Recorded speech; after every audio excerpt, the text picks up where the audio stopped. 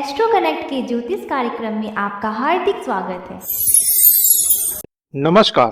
बात करेंगे धनु राशि वालों की और देखेंगे कि देवगुरु बृहस्पति का संचार जो कि 20 नवंबर 2020 से मकर राशि में होने जा रहा है, वह आप धनु राशि वालों के लिए किस प्रकार का रहने वाला है।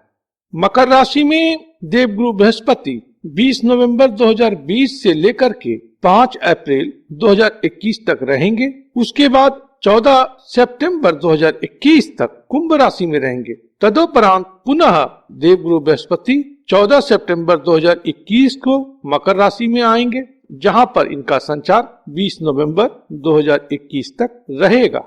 तो यह जो दो समय खंड है, 20 नवंबर 2020 से लेकर के 5 अप्रैल 2021 और 14 सितंबर 2021 से 20 नवंबर 2021 तक, यह समय खंड किस प्रकार का रहने वाला है आप धनु राशि वालों के लिए, इसकी चर्चा करेंगे। देवगुरु बृहस्पति धनु राशि वालों के स्वामी ग्रह हैं। इस कारण से बृहस्पति का संचार धनु राशि वालों के लिए बहुत ही महत्वपूर्ण है। जीवन में जो प्राप्ति होगी उसमें बहुत बड़ी भूमिका आप धनु राशि वालों के लिए बृहस्पति देव की है। बृहस्पति देव आपके लिए सुख भाव के भी स्वामी ग्रह हैं और आपकी निजता को तो यह रिप्रेजेंट करते ही हैं। इसके अलावा देवगुरु बृहस्पति बहुत ही शुभकारी और कल्याणकारी ग्रह हैं। ग्रहों में सबसे अधिक शुभ ग्रह कहे गए हैं।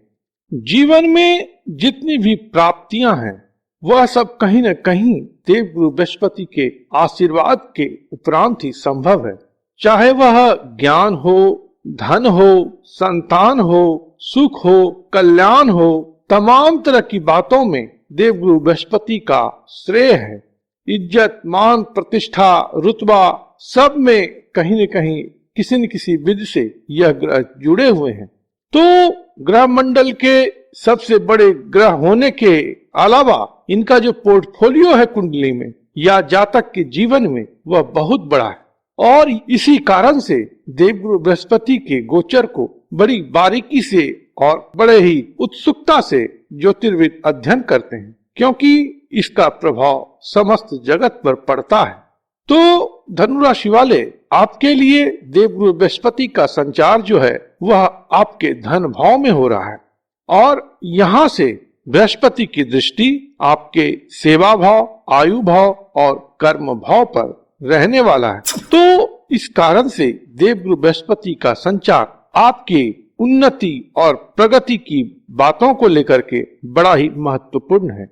धन भाव में देवगुरु बृहस्पति का संचार उत्तम है, जो यह संकेत करता है कि आने वाले समय में आपकी जो वित्तीय स्थिति है, रुपये पैसे का हालात है, फाइनेंशियल कंडीशन है, यह बेहतर होने जा रहा है। आपके बैंक बैलेंस में वृद्धि होगी, क्योंकि देवगुरु बृहस्पति वृद्धि कारक ग्रह हैं, तो वृद्धि और बरकत प्रदान करते हैं। तो धन विषयक बातों में भी आपको इस समय खंड में इसी प्रकार का अनुभव होने जा रहा है। यहाँ पर एक बात थोड़ा सा गौर करने की है कि मकर राशि जो है वह देवगुरु बृहस्पति की नीच राशि है। नीच हो जाने का मतलब अशुभता से नहीं है। नीच का मतलब यहाँ पर इस रूप से आप समझें कि शनि शासित मकर राशि पृथ्वी तत्व की एक राशि है, जिसमें कि एक सिस्टमेटिक अप्रोच का संदेश है, एक प्रैक्टिकलिटी है, एक रियलिटी है। तो मकर राशि का जो संदेश सबों के लिए है कि आप प्रैक्टिकल बने, आप रियलिस्टिक बने, आप वास्तविकता की धरातल पर रहें और उसके बाद अपनी क्षमता अनुसार अपनी योजना बनाएं, रणनीति बनाएं।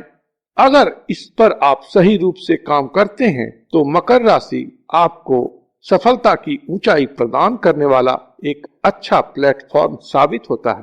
तो यह जो ऊंचाई आपको मिल रही है, धन विषयक बातों में मिल रही है, जिसे हम धन भाव कहते हैं, वह हमारे लर्निंग का भी है, ज्ञान से जुड़ी हुई यह बात है।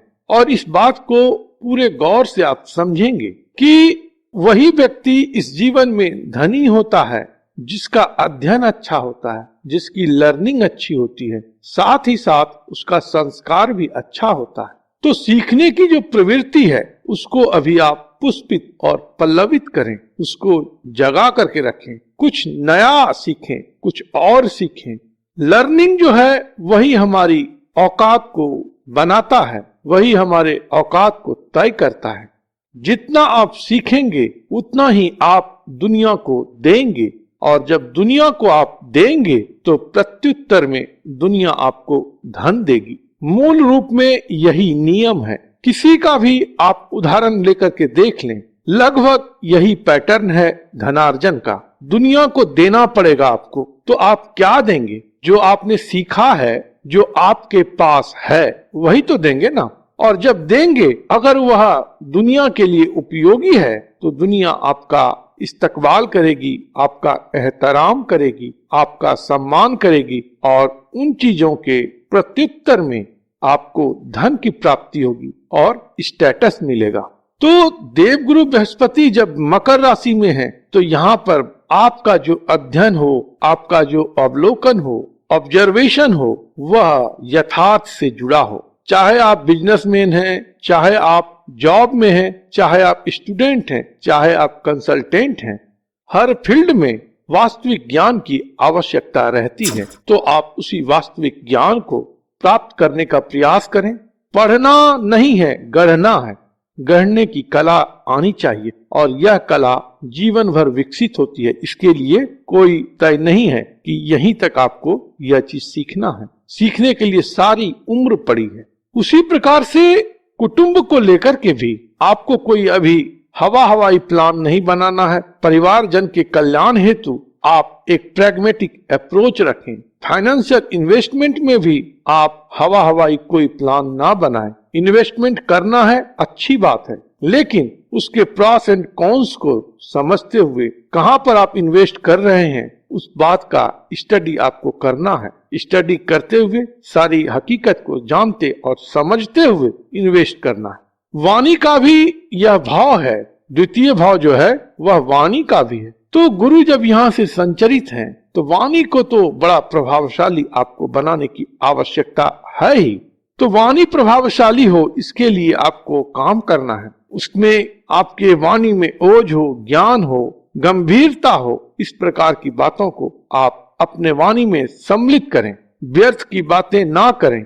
आपका एक एक शब्द इतना मूल्यवान हो कि सुनने के लिए लोग ललायित रहें। तो इस हुनर को आप डेवलप करते हैं तो कालांतर में यही बातें आपके धन को, मान को, सम्मान को और स्टेटस को बढ़ाने वाला होगा। हालांकि देवगुरु बृहस्पति मकर राशि में नीच के होते हैं, लेकिन यहाँ पर एक विशेष परिस्थिति है कि मकर राशि में ही मकर राशि के स्वामी ग्रह शनि का भी संचार हो रहा है, जिस कारण से देवगुरु बृहस्पति के नीचत्व में कमी आ जाएगी। यह एक बड़ी अच्छी बात है। धन भाव से देवगुरु बृहस्पति की दृष्टि आपके सेवा भाव पर भी पड़ रही है। सेवा भाव जिसे हम कहते हैं वह नौकरी से जुड़ा हुआ है, लोक सेवा से भी जुड़ी हुई बात है, परिवार और संबंधियों की सेवा से भी जुड़ी बात है। इसके अलावा यह भाव रोग, ऋण और रिपु अर्थात शत्रु से भी जुड़ा हुआ भाव है।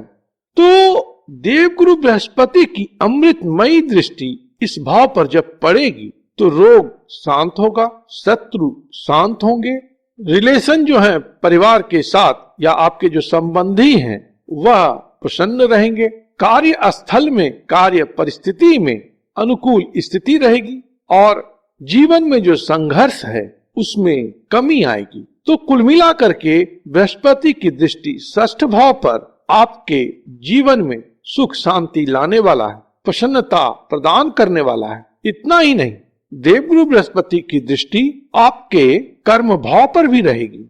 कर्म भाव जिसे हम कहते हैं वह प्रोफेशन का भी भाव है। तो प्रोफेशन विषयक बातों में या आपके कैरियर ग्राफ में इस समय में बेहतरी का प्रबल संकेत है। प्रमोशन होने की अच्छी संभावना इस समय में प्रतीत होती है।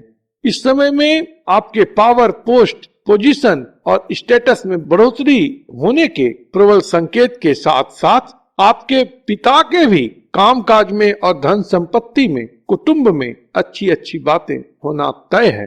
स्वास्थ्य विषयक बातें इस समय खंड में अच्छी रहने वाली हैं। आयु विषयक बातें भी अच्छी रहेंगी। कुछ अनार्जित धन भी आपको अचानक रूप में प्राप्त हो सकता है, लेकिन यहाँ पर ध्यान यह रखना है कि क्विक गेन के चक्कर में आप अपना कोई बड़ा नुकसान न कर बैठें। इसलिए जहां तक फाइनेंस की बात है तो उसमें तो आपको बिल्कुल सतर्क रहना ही है। प्राप्ति निश्चित रूपे अनार्जित धन की हो सकती है, पैतृक धन से धन प्राप्त हो सकती है, जीवन साथी के धन का भी योग आपके धन में होने की अच्छी स्थिति बनने वाली है। तथापि फाइनेंशियल मैटर में आपको चौकन्ना और सतर्क रहना है। दूसरा यह है कि इस समय में किसी गलत कार्य में संलिप्त ना हो, अपने वाणी को खराब ना होने दें और भ्रष्ट आचरण से और गलत आहार विहार से आपको बचना है। देवगुरु बृहस्पति का पूजन करें,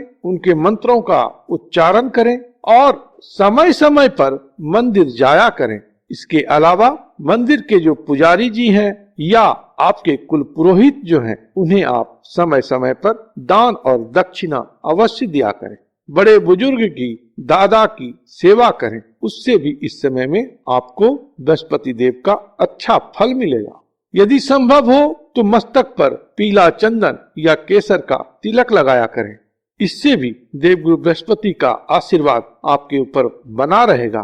तो कुल मिलाकर के धनु राशि वाले, देवगुरु बृहस्पति का मकर राशि में संचार आपके लिए बहुत ही बेहतर परिणाम देने जा रहा है। इस समय में आपका चहुमुखी विकास होगा, धन संपदा में वृद्धि होगी, आपके जीवन के जो अनुभव हैं उसमें वृद्धि होगी, परिवार में मांगलिक कार्य होगा, पावर पोस्ट पोजीशन आपका बढ़ेगा, काम काज में प्रमोशन होगी, कार्य व्यापार आपका अच्छा रहेगा, जीवन में प्रतिरोध की कमी रहेगी। प्रभु आप पर कृपा करें, आप स्वस्थ रहें, मस्त रहें और व्यस्त रहें। ओम नमो भगवते वासुदेवाय।